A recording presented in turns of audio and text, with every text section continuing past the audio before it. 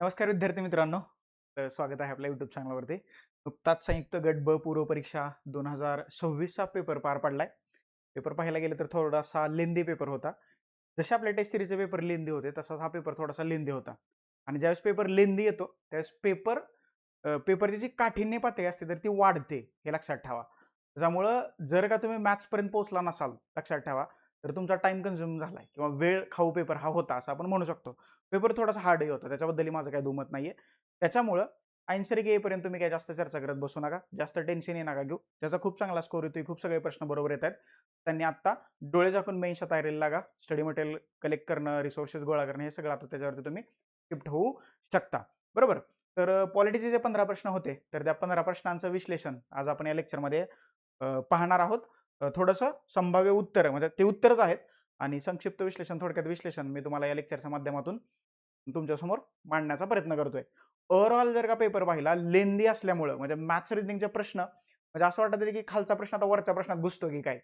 आणि अ, म्हणजे बाकीचे जे विषय आहेत त्याचं मल्टी स्टेटमेंट जे प्रश्नांचं स्वरूप होतं तर तशा प्रश्नांची संख्या जास्त होती आणि ते टाइम कन्झ्युमिंग किंवा वेळ खाऊ होती. आणि बऱ्याचशा गोष्टी म्हणजे लॉजिक वगैरे तर नाहीच लागलं, त्याच्याबद्दल तर काय मी बोलणारच नाही. कोणीतरी सांगितलंय कंसातलं घ्या. आता एकाच ऑप्शनमध्ये किंवा एकाच प्रश्नाच्या ऑप्शन्समध्ये 2 कंसातले पर्याय आहेत, मग कुठला निवडणार? म्हणून मी वारंवार सांगतो, ज्यावेळेस तुम्ही अभ्यासामध्ये मॅजिक क्रिएट करता त्याच वेळेस एक्झाममध्ये लॉजिक लागू शकतं. अदरवाईज लॉजिक कधीच काम करू शकत नाही. त्याच्यामुळे अजूनही वेळ गेलेली नाही. व्यवस्थितपणे अभ्यासाला सुरुवात करा. मी जी सिरीजला मुलं आहेत त्यांना जाता जाता मी फॅक्ट चेक दिला होता. आता तुम्हालाही देतोय. अभ्यास करणं गरजेचं आहे. त्याच्याशिवाय पर्याय नाही. पीवायक्यूच्या विश्लेषणाच्या पुढं एक टप्पा असतो, त्याचं नाव आहे प्रिडिक्शन. तिथपर्यंत आपण पोहोचतच नाही. भाग, कलम आणि परिशिष्ट त्याच्यावर तर 3.5 तासाचं लेक्चर. 4 प्रश्न जे आहेत पॉलिटीच्या बाबतीत, कलमावरती 4 प्रश्न आहेत. 4. एक प्रश्न परिशिष्टावरती आहे आणि घटना दुरुस्त्या ज्या आहेत की ज्याच्यावरती आपण लेक्चर घेतलं होतं त्या घटना दुरुस्त्यावरती 2 प्रश्न आहेत. ते तुमचे 7 प्रश्न जे आहेत ते त्या लेक्चरमधून कव्हर होत आहेत. आणि हे जे 7 प्रश्न आहेत ना हे आलेले, हे इन डिटेल इन डेप्थ मध्ये त्या लेक्चरमध्ये मी बोललोय. म्हणजे ते पर्टिक्युलर कलम तुम्हाला समजून सांगितलेत, घटना दुरुस्त्याबद्दल बोललोय, परिशिष्टाबद्दल बोललोय. त्यामुळे आणि मी तुम्हाला जाता जाता सांगितलंय होतं, याच्यातले भाग करून ठेवा, याच्यातले या गोष्टी करून ठेवा की त्याच्यावरती आयोग प्रश्न विचारू शकतं. म्हणजे ओव्हरऑल जर का पेपर पाहिला, पॉलिटी सोपं होतं. म्हणजे पॉलिटीला तुम्हाला 13-14 मार्क आरामात येऊ शकत होते आणि यायलाही पाहिजे होती. तेवढा पॉलिटीचा पेपर किंवा पॉलिटीचे प्रश्न सोपे होते. ओके, म्हणजे काही जास्तच त्यांनी तत्वज्ञानच विचारलंय असं काही झालं नाही. पॉलिटीचे म्हणजे इतर विषयांच्या तुलनेत पॉलिटी तुम्हाला सोपं असलं दिसतं. मागच्या पेपरचा विषय म्हणजे जर का तुम्ही तुलना केली तर तुम्हाला करंट अफेअर्सही सोपं असल्याचं दिसेल थोडंसं. म्हणजे मागच्या पेपरला म्हणजे मागच्या प्रिलिम्सला ज्यांना करंट अफेअर्सला 1-2च मार्क आलेत, आताही 4-5 वरती जाऊ शकतात. म्हणजे एवढंही सोपं नव्हतं, परंतु तुलनेत करंट अफेअर्स सोपं असल्याचं पाहायला मिळतंय. अगदी 24-25 सुद्धा त्यांनी म्हणजे 24 सुद्धा त्यांनी 1-2 प्रश्न तुम्हाला विचारलेले दिसतात. त्या एकदम फोकस मधल्या किंवा चर्चेतल्या गोष्टी आहेत. त्याच्यावरती करंट अफेअर्सच्या बाजूने आयोगाने प्रश्न विचारलेले नाहीत. एकदम चर्चेतल्या नाहीयेत. म्हणजे नोबेल नाही, बऱ्याचशा बाकीच्या गोष्टी त्यांनी विचारल्या नाहीत, की जे अपेक्षित होतं, की याच्याबद्दल आयोग प्रश्न विचारू शकतं. ओके. बाकी हिस्ट्रीचं जर का पाहिलं, तर मल्टी स्टेटमेंट प्रश्नांची संख्या जास्त असल्यामुळे बऱ्याचशा जणांना तिथं थोडंसं असं झालं, यार आता याच्यापैकी काय बाहेर काढायचं किंवा काय योग्य ठरवायचं किंवा काय अयोग्य ठरवायचं. जॉग्राफीच्या बाबतीत तसंच होतं, इकॉनॉमिक्सच्या बाबतीत सुद्धा आपल्याला तसंच असल्याचं पाहायला मिळते. ओव्हरऑल मी एकच सांगेन, मॉडरेट टू हार्ड या कॅटेगरीतला पेपर होता. पेपरची लेंथ वाढल्यामुळं किंवा स्टेटमेंटची संख्या वाढल्यामुळं पेपर या कॅटेगरीत जातोय. आणि पॉलिटीच्या बाबतीत आता काय उत्तर आहेत आणि त्याच्याबद्दलची चर्चा आता आपण या लेक्चरमध्ये करण्याचा प्रयत्न करूया. आत्ता थोडंसं सगळ्यांनी चिल आणि कूल राहावा, हे खूप गरजेचं आहे. नाहीतर मग आता माझं काय होणार, मग माझा स्कोर एवढाच येतोय, तेवढाच येतोय, मग लगेच याचा एवढा येतोय आणि त्याचा तेवढा येतोय, मग ती अशी झाली ना हा असा झाला. नका करत बसू. थोडंसं चिल मारा, 1-2 दिवसाचा चांगला ब्रेक घ्या. घरी जायचं असेल तर घरी जाऊन या आणि पुन्हा मग नव्या दमानं, नव्या ऊर्जेनं पुन्हा एकदा अभ्यासाला सुरुवात करणं गरजेचं आहे. ओके, चलो सुरुवात करूया. हे पॉलिटीचे पहिले पहिले म्हणजे पॉलिटीचे 15 प्रश्न आहेत आय थिंक. आणि हा सेट कोणता आहे मला बघू द्या. हा माझ्याकडचा सेट ए आहे. त्या सेट ए मधले क्वेश्चन नंबर 51 पासून पुढचे 15 क्वेश्चन आज आपण चर्चा करणार आहोत. पहिला प्रश्न केलेला पहिला मी ते एक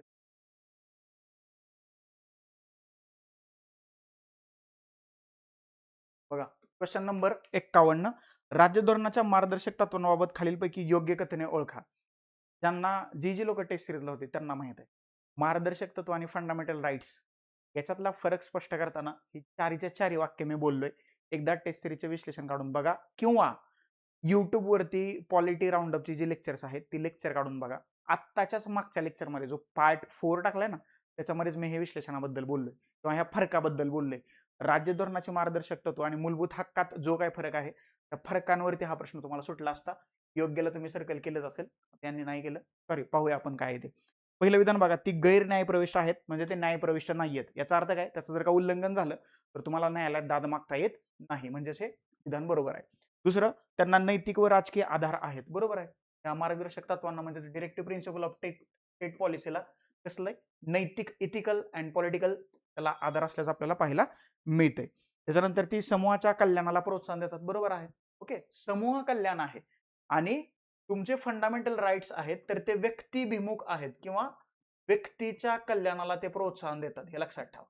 ओके, याचबरोबर फंडामेंटल राईट जे आहेत तर ते कायदेशीर त्याला आधार आहे, कायदेशीर. आणि फंडामेंटल राईट जो आहे न्यायप्रविष्ट असतात. बरोबर, 3 विधान बरोबर आहेत. चौथं विधान बघा, त्यांच्या अंमलबजावणीसाठी कायदे आवश्यक असतात. हेही बरोबर आहे. फंडामेंटल राईट्ससाठी कायदा अंमलबजावणी, कायद्याची गरज असते का? फंडामेंटल राईट्स हाच एक कायदा आहे. त्याच्यामुळं ही अ, ब, क, ड पर्याय क्रमांक 4 या ठिकाणी या प्रश्नाचं उत्तर आहे आणि यांना 1 मार्क या ठिकाणी मिळून गेलेला आहे. ओके, याचबरोबर हे जे डीपीएसपी आहेत तर त्या डीपीएसपीचं ध्येय काय असतं, सामाजिक आणि आर्थिक लोकशाही प्रस्थापित करणं. सामाजिक आणि आर्थिक लोकशाही प्रस्थापित करणं याचं ध्येय आहे. आणि फंडामेंटल राईट्सचं ध्येय काय असतं, राजकीय लोकशाही प्रस्थापित करणं. लक्षात ठेवा, हे डिवायडेशन होतं, सेपरेशन होतं. ज्या ज्या वेळेस मी या घटकांवरती प्रश्न आलाय विचारलाय डीपीएसपी आणि फंडामेंटल राईट्स वरती, त्या वेळेला हे क्लिअर कट डिवायडेशन मी तुम्हाला सांगितलंय. फंडामेंटल राईट्स सकारात्मक नकारात्मक पाहायला मिळतात, ही सकारात्मक पाहायला मिळतात. राज्य धोरणाची मार्गदर्शक गैर न्यायप्रविष्ट आहेत, फंडामेंटल राईट्स न्यायप्रविष्ट आहेत. यांना नैतिक आणि राजकीय आधार असतो. फंडामेंटल राईट्सला कायदेशीर अधिकार आहे. मूलभूत म्हणजे फंडामेंटल राईट्स जे आहेत तर ते व्यक्तीच्या कल्याणाचा विचार करतात. राज्य धोरणाचे मार्गदर्शक तत्व समूहाच्या कल्याणाचा विचार करतात. याचबरोबर हे अंमलबजावणीसाठी कायदे आवश्यक असतात, म्हणजे कायदे करावेच लागतात. त्याच्याशिवाय डीपीएसपीची अंमलबजावणी होत नाही. आणि फंडामेंटल राईटसाठी कायदे करण्याची गरज आहे का? तोच एक कायदा आहे. त्याच्यामुळं याचं उत्तर आहे पर्याय क्रमांक 4 अ, ब, क, ड. चारीच्या चारी ही जी उदाहरणं दिलेली आहेत तर ती या ठिकाणी आपल्याला बरोबर असल्याचं पाहायला मिळते. ओके, आलं लक्षात? ज्याने ज्याने पर्याय क्रमांक 4 केले तर त्यांना या ठिकाणी हा मार्क मिळून गेल्याचं आपल्याला दिसतंय. चलो पुढे जाऊया. पुढचा प्रश्न बघा. आता फंडामेंटल राईट्स वरती प्रश्न होता, म्हणजे 2 टॉपिक एका खाली एक आलेत की जे सोपे होते, ज्याचा आपण डिवायडेशन किंवा ज्याच्यातला आपण फरक पाहिला. प्रश्न काय म्हणतो बघा, खालीलपैकी काय भारतीय संविधानाचा कलम 23 मध्ये समाविष्ट नाही? तुम्हाला सगळ्यात अगोदर माहित पाहिजे कलम 23 आणि 24 शोषणाविरुद्धचा हक्क आहे. कशाचा हक्क आहे? शोषणाविरुद्धचा हक्क. त्याला दुसऱ्या शब्दात पिळवणुकीविरुद्धचा हक्क असंही म्हटलं जातं. आणि 23 मध्ये काही समाविष्ट नाही असं त्यांनी विचारलंय. आणि मग काही काही जणांना असं वाटलं असेल की भारतीय संविधानाच्या कलम 23 मध्ये काय म्हटलंय, हा शब्दच वाचला नसेल आणि त्यांनी चुकीचं टिक करून बाजूला ते झाले असतील. 23 मध्ये काय नाही म्हटले त्यांनी, नाही, हे नाही महत्वाचं होतं. आहे काय हे तुम्हाला माहितच आहे. म्हणजे मी तुम्हाला जोक सपाट मी नेहमी म्हणत असतो, एमपीएससी करत असताना काय करायचे सगळ्यांनाच माहित आहे. सगळ्यात महत्वाचं असतं काय नाही करायचं आणि प्रश्न त्याच्यावर आहे काय नाही. ओके, बघा आता मानवी तस्करीला प्रतिबंध आहे, 23 मधला हा भाग आहे. त्याच्यानंतर सक्तीच्या मजुरीला प्रतिबंध हा 23 भाग आहे. आणि सार्वजनिक उद्दिष्टांसाठी सक्तीची सेवा हा सुद्धा 23 भाग आहे. आता हा जो आहे ना, हा शोषणाविरुद्धच्या म्हणजे काय हा जो फंडामेंटल राईटचा एक गट आहे 23 आणि 24, हा त्याचाच भाग आहे. फक्त हा 23 भाग नाहीये, हा कलम 24 म्हणजे वयाच्या 14 वर्षाच्या आतील मुलांना धोकादायक जिथे जिथे काम असतील, कारखाने असतील किंवा काही आस्थापना असतील तर तिथे त्यांना मजुरी करण्यास ठेवण्यास प्रतिबंध करण्यात आलेला आहे कलम 24 नुसार. त्यामुळं पर्याय क्रमांक 2 हा 23 भाग नाहीये. तेच आपल्या प्रश्नाचं उत्तर आहे पर्याय क्रमांक 2. ज्यांनी ज्यांनी पर्याय क्रमांक 2 केलेला आहे तर त्यांच्या या ठिकाणी अभिनंदन, तुम्हाला इथे 1 मार्क मिळून जाणार आहे. इथे लक्षात सोपं होतं. म्हणजे बघा ना, इथं काय काय म्हटलंय, हे मजुरीला प्रतिबंध, सक्तीची सेवा, तस्करीला प्रतिबंध, काहीतरी वेगळं वाटतंय ना. मध्येच बालक आणलेत, त्याचं उत्तर आहे पर्याय क्रमांक 2 बालमजुरीस बंदी. म्हणजेच काय, प्रोहिबिशन ऑफ चाइल्ड लेबर. नुकताच 2-3 दिवसापूर्वी आपण चाइल्ड लेबर म्हणजे चाइल्ड लेबर अगेन्स्ट दिन जो आहे तर तो साजरा केलेला आहे. तो जरी लक्षात ठेवला असता तर या प्रश्नाचं उत्तर आलं असतं. म्हणजे तुम्ही नाहीतर त्याचं कनेक्शन लावतात, तसं कनेक्शन नाहीये. आयोगाने पेपर अगोदर सेट केले असतील, काल सेट नसेल केला पेपर. ओके, पुढचा प्रश्न, क्वेश्चन नंबर 3 आणि हा इथला 53 आहे. काय आहे प्रश्न बघा. 1947 चा कायदा ऍक्च्युअल जाता जाता मी तुम्हाला 1878चा जो चार्टर्ड ऍक्ट होता, हिस्ट्रीच्या बाजूने मी तुम्हाला बोललो होतो. आयोग थोडंसं बाहेर गेले. 1947 कायद्यावरती प्रिलिम्सचा सहसा प्रश्न येत नाहीयेत. आपल्या दृष्टीने 1909, 1935 ओके आणि 1919 हे 3 कायदे महत्वाचे आहेत. पण हा प्रश्न जो आलेला आहे 1947च्या कायद्यावर आलेला आहे. आता काय विचारले त्यांनी बघा, आपल्याला योग्य विधानं शोधायचे आहेत. पहिल्यांदा ह्या योग्यला सर्कल करायला पाहिजे. या कायद्याने संविधान सभेला ब्रिटिश संसदेने भारतासंदर्भात केलेला कोणताही कायदा रद्द करण्याचा किंवा बदलण्याचा अधिकार दिला. म्हणजे नुकतीच संविधान सभा स्थापन झाली होती आणि या संविधान सभेनं म्हणजे जुलै ऑगस्ट 1946 मध्ये त्याच्या निवडणुका झाल्या आणि ती आता कामाला लागली होती. तर काय म्हटले त्यांनी, संविधान सभेला ब्रिटिश संसदेने भारतासंदर्भात केलेला कोणताही कायदा रद्द करण्याचा किंवा बदलण्याचा अधिकार दिला. No doubt about that. त्याच्यासाठी संविधान सभा होती. एक संविधान तयार करायचं होतं आणि भारतासाठी कायदे तयार करायचे होते. संविधान सभा एक विधिमंडळ संस्था देखील बनली, बरोबर आहे. म्हणजे भारताच्या लोकसभेच्या पहिल्या निवडणुकीपर्यंत संविधान सभाच भारताची संसद म्हणून काम करत होती. त्यामुळे ब सुद्धा या ठिकाणी आपल्याला बरोबर असल्याचं पाहायला मिळते. आता बघा, हे नाव फक्त तुम्ही लक्षात ठेवलं असतं ना, इथं रवींद्र प्रसाद केले. आता मला वाटतं त्यांच्याकडून चुकून झाले की त्यांनी करायचं म्हणून केले, कारण इथं पाहिजे होतं राजेंद्र प्रसाद. राजेंद्र प्रसाद, बरोबर. त्यामुळे हे इथं चुकलंय, म्हणजे चुकलेच. तर अ आणि ब हे याचं उत्तर आहे पर्याय क्रमांक 1. ज्यांनी ज्यांनी 1 केलंय त्यांना इथं मार्क मिळून जाईल, बरोबर. ज्या वेळेस संविधान सभा भारतासाठी संविधान तयार करण्याचं काम करत होते त्यावेळेला त्याचे अध्यक्ष होते डॉक्टर राजेंद्र प्रसाद, नॉट रवींद्र प्रसाद. आणि ज्या वेळेला संविधान सभा भारतासाठी कायद्याच्या निर्मितीचं काम करत होते त्यावेळेला त्याचे अध्यक्ष होते गणेश वासुदेव मावळणकर. गणेश वासुदेव मावळणकर. ओके, ज्यावेळेस कायदे तयार करायचे तर हे त्याचे अध्यक्ष असायचे. ग वा मावळणकर असंही त्यांना म्हटलं जातं. भारताच्या लोकसभेचे पहिले सभापती असे किंवा म्हणजे त्यांची निवड झाली होती. आणि पंडित जवाहरलाल नेहरूंनी यांना भारतीय लोकसभेचे पितामह, नॉट भारतीय संसद, फक्त मी लोकसभा म्हणतोय, असं यांचं वर्णन जे आहे तर ते पंडित नेहरूंनी आपल्याला केल्याचं पाहायला मिळते. पर्याय क्रमांक 1 या ठिकाणी या प्रश्नाचं योग्य उत्तर आहे. पुढचा प्रश्न डिटेलमध्ये जात नाहीये आणि गरज नाही, नंतर आपण ह्याला डिटेलमध्ये पाहणारच आहोत. त्याच्यामुळे आता फक्त उत्तर मी तुम्हाला सांगण्याचा प्रयत्न करतोय. राज्य लोकसेवा आयोग राज्यघटनेच्या भाग 14 मध्ये कलम 315 ते 323 मध्ये तुम्हाला या राज्य लोकसेवा आयोग म्हणजे महाराष्ट्राच्या बाबतीत एमपीएससी आणि यूपीएससी बद्दलच्या तरतुदी ज्या आहेत त्या पाहायला मिळतात 315 पासून 323 पर्यंत. आता याच्यातले मी एक कलम सांगितलं बघा तुम्हाला, 312. अखिल भारतीय सेवा निर्माण करण्याचा अधिकार संसदेनं राज्यघटनेनं राज्यसभेला दिलाय आणि हा राज्यसभेचा विशेष अधिकार आहे. आणि कलम 315 मध्ये तुम्हाला केंद्रासाठी यूपीएससी, ओके, यूपीएससी आणि राज्यासाठी एमपीएससी. म्हणजे बरेचसे लोक यूपीएससी नावाखाली टाइमपास करतात. म्हणजे आमच्या जवळचे मित्र आहे, ही वाईट परिस्थिती आहे. येते का लक्षात? समजतंय का? आलं लक्षात? 315 एमपीएससी आणि यूपीएससी. आणि याच्या पलीकडे अजून एक आयोग असतो, त्याचं नाव आहे जॉईंट पीसीएससी. जॉईंट पीसीएससी म्हणजेच काय, संयुक्त राज्य लोकसेवा आयोग. जर का 2 राज्यांनी मागणी केली तर संसद कायदा करून हे जेपीएससी स्थापना करते. जेपीएससी मग कसली बॉडी असेल तर जेपीएससी असते वैधानिक बॉडी, म्हणजेच काय, स्टॅट्युटरी बॉडी. आणि याच्या अध्यक्ष, सदस्य, वेतन भत्ते ठरवण्याचा अधिकार कोणाला असतो? राष्ट्रपतींना असतो. हे लक्षात ठेवा, याच्यावरती प्रश्न नाही बनला, मेन्सला बनू शकतो. तुर्तास हा 315 वरती प्रश्न विचारलाय. राज्य लोकसेवा आयोगाच्या सदस्याला काढून टाकता येते. कधी टाकता येते? कलम 317 मध्ये ह्या अध्यक्ष आणि सदस्यांच्या पदच्युतीबद्दल बोललं गेले, म्हणजे त्यांना बडतर्फ करण्याचा किंवा पदावरून काढून टाकण्याचा अधिकार त्या 317 मध्ये त्याच्याबद्दलच्या तरतुदी करण्यात आलेल्या आहेत. मी तुम्हाला एकदा सांगितलं होतं बघा, राज्य लोकसेवा आयोगाचा अध्यक्ष आणि सदस्यांची नियुक्ती कोण करतं? तर राज्यपाल करतात. परंतु राज्यपालांना त्यांना बडतर्फ किंवा काढून टाकण्याचा अधिकार देण्यात आलेला नाही. तो अधिकार देण्यात आलेला आहे भारताच्या महामहिम राष्ट्रपतींना. ओके, पण राष्ट्रपतींचा तो स्वविवेक अधिकार आहे का? उद्या मी म्हटलं की काढून टाका, काय अध्यक्ष आमच्या बरोबर नाहीयेत, राष्ट्रपती काढतील का? नाही. राज्य विधिमंडळानं तसा एक ठराव मंजूर केला आणि तो राष्ट्रपतींना दिला की काय हा माणूस कामाचा नाही, काढून टाका. टाकतील का? नाही. तर सर्वोच्च न्यायालयाने केलेल्या चौकशीनंतरच राष्ट्रपती, म्हणजे पर्टिक्युलर जर का या प्रश्नाच्या बाबतीत विचार करायचा झालं तर याचं उत्तर आहे पर्याय क्रमांक 2. इथं बघा 2, मी नेहमी सांगतो तुम्हाला, ज्या वेळेस 2 कॉन्ट्रास्ट वाले विधानं एकाच पर्यायामध्ये येत असतील किंवा एकाच प्रश्नाच्या पर्यायामध्ये येत असतील तर त्या दोन्हीपैकी कुठलं तरी एक बरोबर असतं आणि एक चूक असतं. दोन्ही चूक किंवा दोन्ही बरोबर असूच शकत नाहीत. पेपर काढून बघा.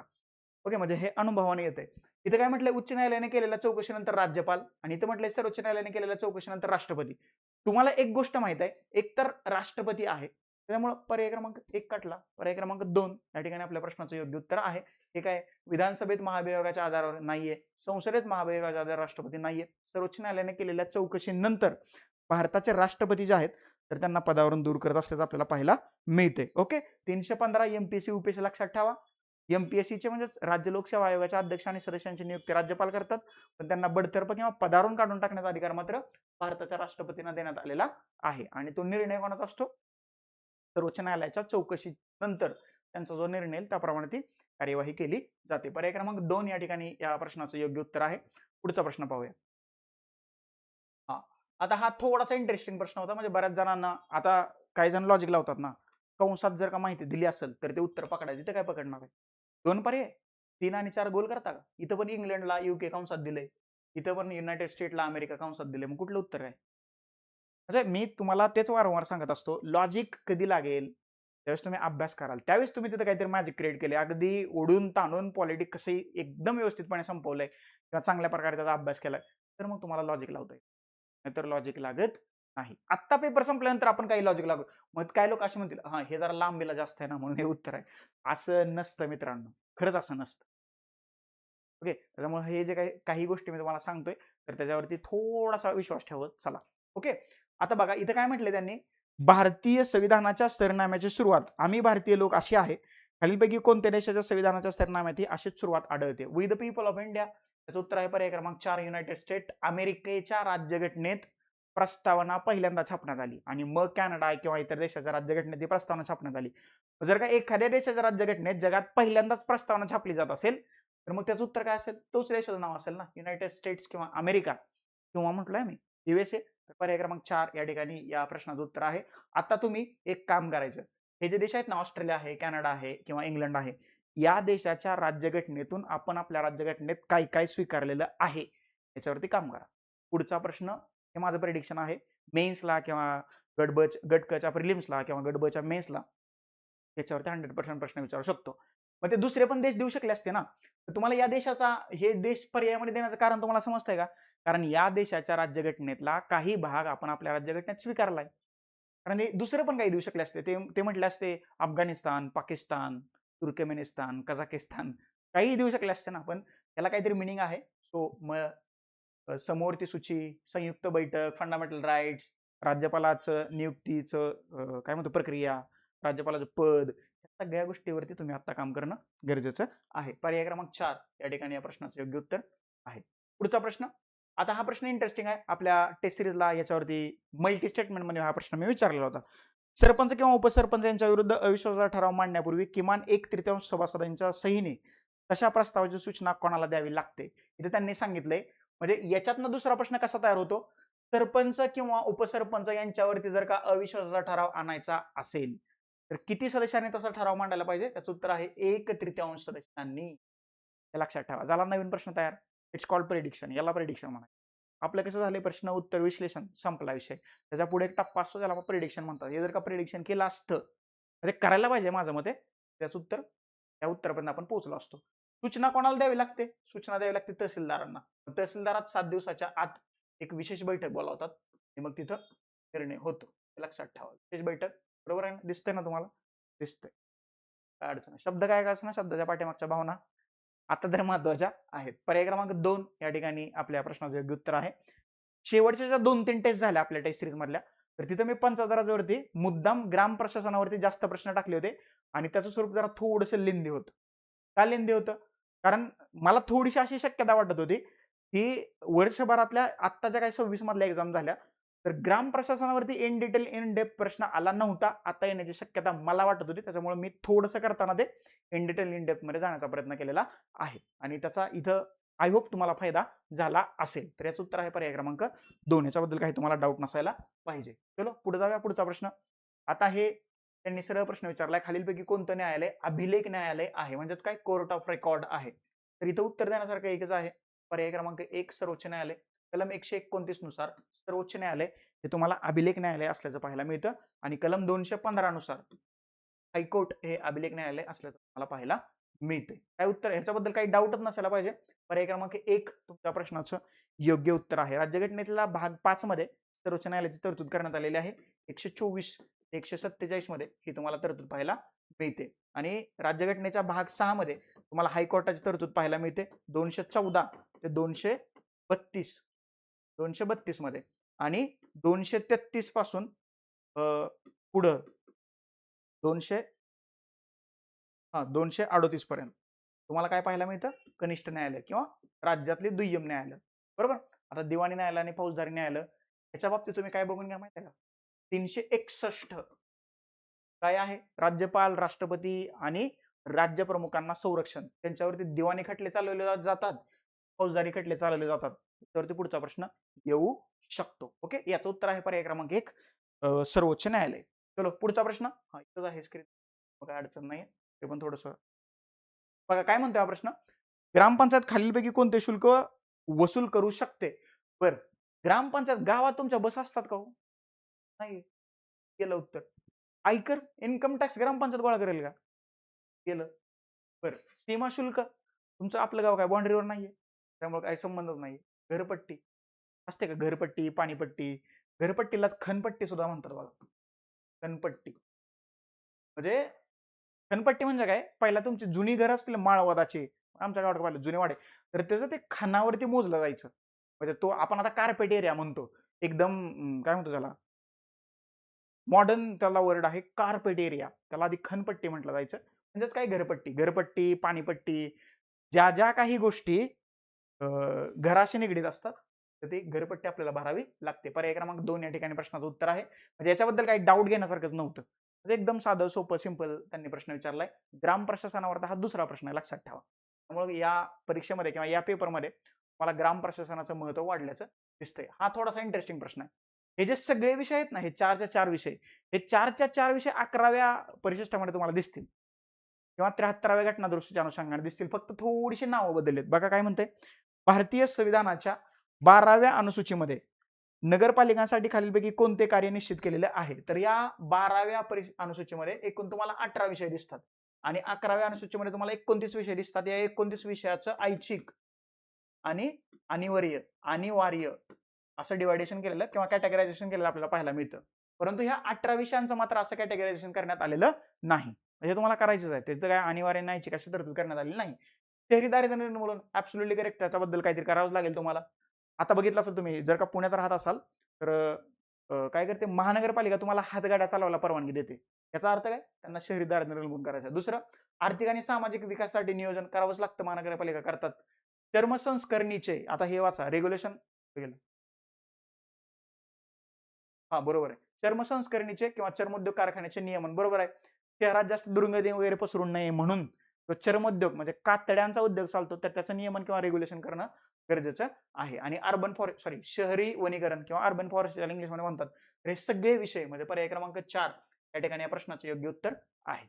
हे चारीच्या चारी विषय जे आहेत तर त्या 12व्या परिशिष्टात किंवा 12व्या अनुसूचीमध्ये समाविष्ट असतात आपल्याला पाहायला मिळते. थोडंसं लॉजिक लावलं असताना म्हणजे शहरी शहरी अ आणि ड एका ठिकाणी कुठे आहे बघा, इथे एक म्हणजे आहे, तसं पण ऑप्शन आहे. म्हणजे बऱ्याच जणांनी पर्याय क्रमांक 3 केला असेल. पण आर्थिक आणि सामाजिक विकासासाठी नियोजन, आता हा कातड्याचा उद्योग आहे ना, तर हाही तुम्हाला 11व्या परिशिष्टामध्ये दिसेल. पण इथे काय म्हटलंय, नियमन रेग्युलेशन करायचं आहे तिकडे, आणि तिकडे चर्म उद्योग आहे, हे लक्षात ठेवा. दारिद्र्य निर्मूलन तिकडे आहे, इथं शहरी दारिद्र्य निर्मूलन म्हटलंय. आर्थिक आणि सामाजिक विकासासाठी नियोजन, तिकडे आर्थिक आणि सामाजिक विकास असं त्यांनी केलंय. त्याचं उत्तर आहे पर्याय क्रमांक, जास्तच घाण झाली काय, पर्याय क्रमांक 4 या ठिकाणी या प्रश्नाचं उत्तर आहे अ ब क ड. हे 4च्या 4 विषय तुम्हाला 12व्या परिशिष्टात समाविष्ट असल्याचं पाहायला मिळते. चलो पुढचा प्रश्न. भारतीय राज्यघटनेतील कोणत्या कलमानुसार घटक राज्यात विधानसभा निर्माण केलेली आहे? एकच मिनिट.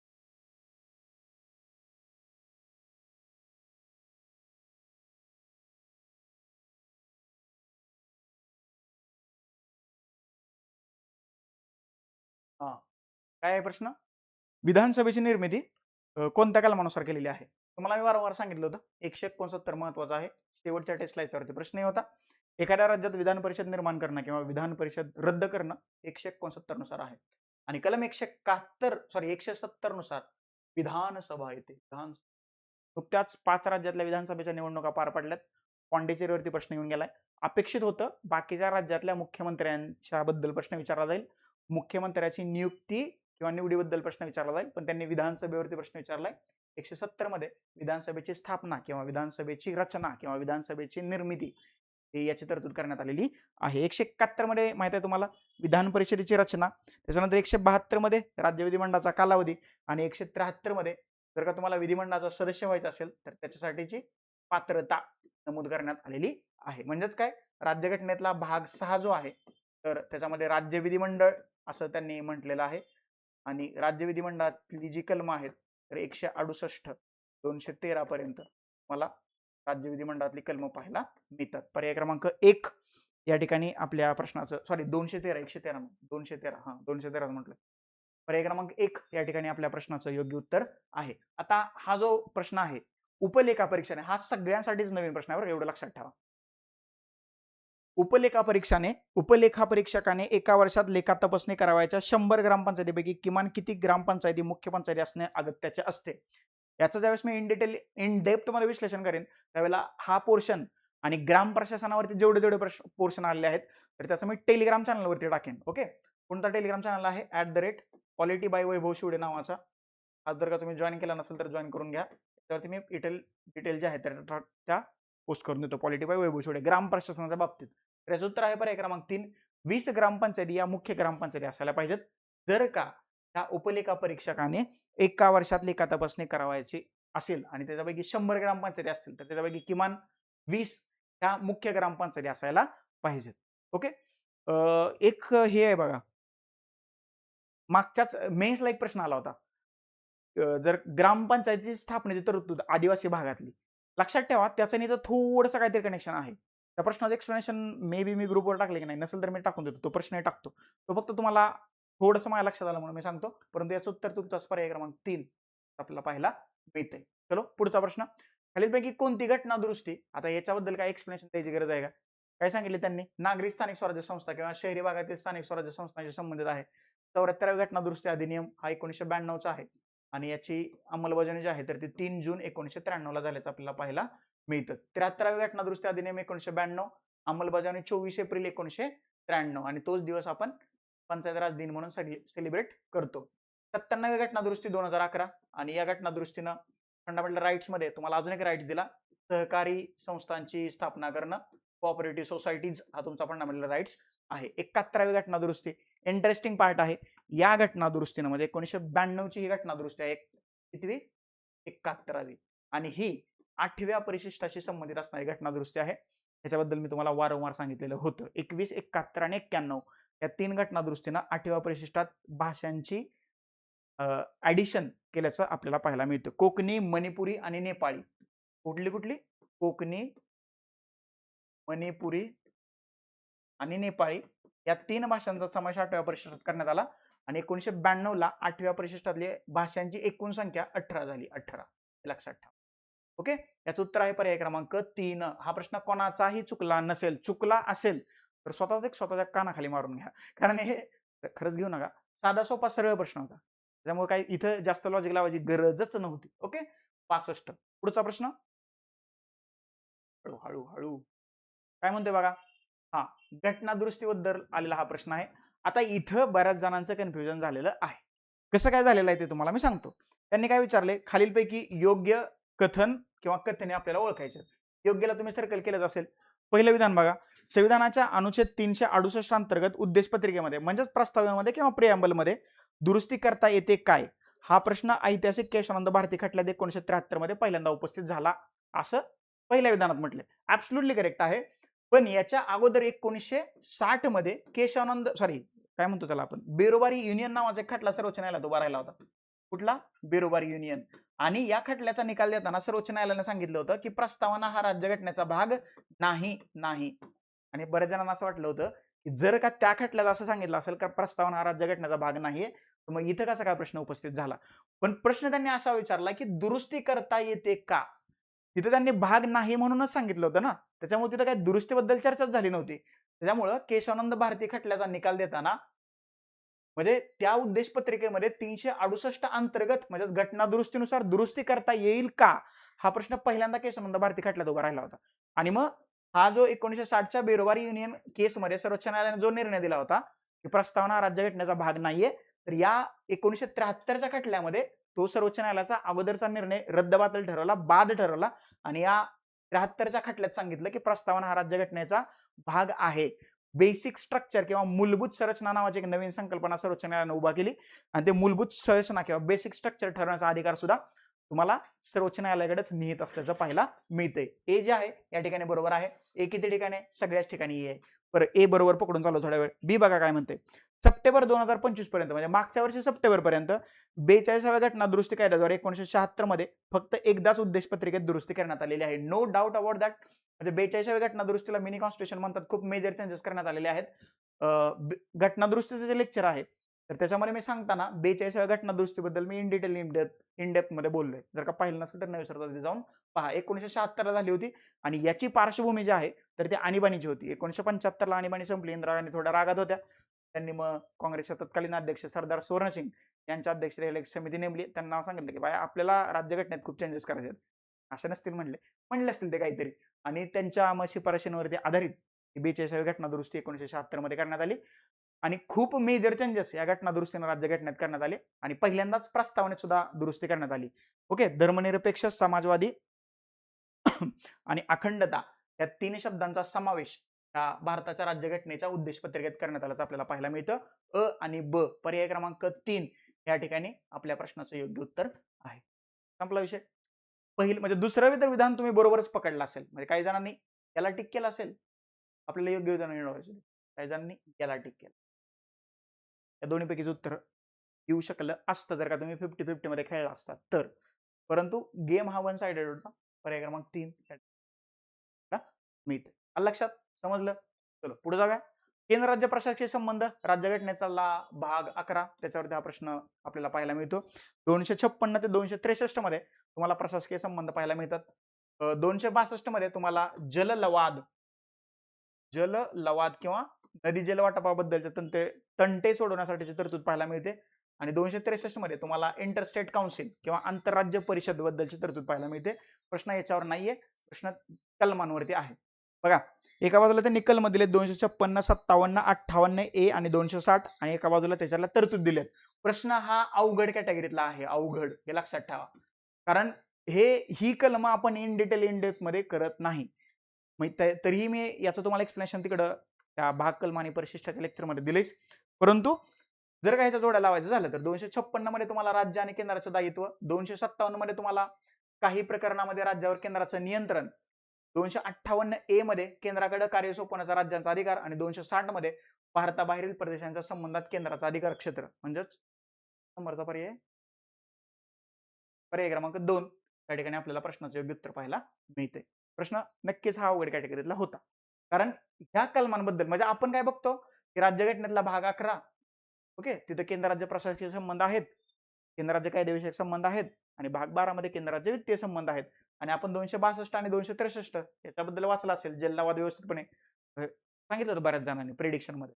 मी नव्हतं सांगितलं जल्लावाद करा, मी 263 बद्दल करा म्हटलं होतं. आणि हे भाग कलम परिशिष्ट सांगताना भाग 11 आणि 12 त्यातल्या त्यात मी फोकस केला होता, कारण प्रॉपर्टी, राईट टू प्रॉपर्टी 300 ए तो 12 मध्ये टाकला हे तुम्हाला माहितीच आहे. आणि मे बी आता हा कितवा प्रश्न शेवटचाच आहे.